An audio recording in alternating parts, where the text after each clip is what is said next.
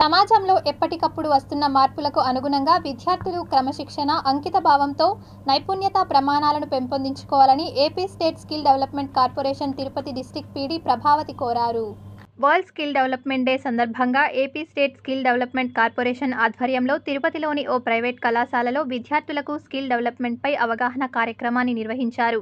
ఈ కార్యక్రమానికి ముఖ్య అతిథిగా skill development PD Prabhavathi, skill development officer Lokanatham, SETWIN CEO Muralikrishna విచ్చేసి మాట్లాడారు.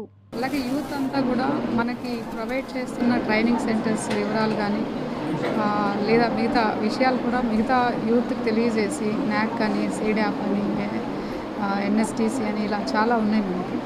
సో ఈ వివరాలన్నీ కూడా మిగతా యూత్కి కూడా తెలియజేసి ఎవరికి ఏ ఫీల్డ్లో ఇంట్రెస్ట్ ఉందో వాళ్ళందరూ కూడా ఆయా ఫీల్డ్లో దాన్ని ఎంచుకొని ముందుకెళ్ళాలని కోరుకుంటున్నాను.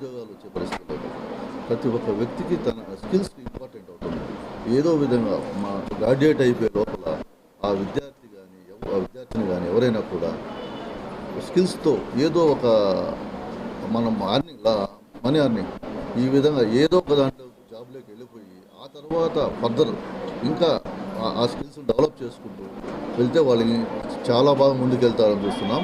ఇప్పుడు ప్రతి కాలేజీకి కూడా నా ఉద్దేశం ప్రకారం ఏది కూడా ఒక మన పట్టా ఇచ్చేదానికి ఆ డిగ్రీనో పీజీనో కాకుండా స్కిల్స్ పైన ఎక్కువ ప్రాధాన్యత ఇవ్వాలని నేను అందరికీ కూడా మనవి చేస్తున్నాను.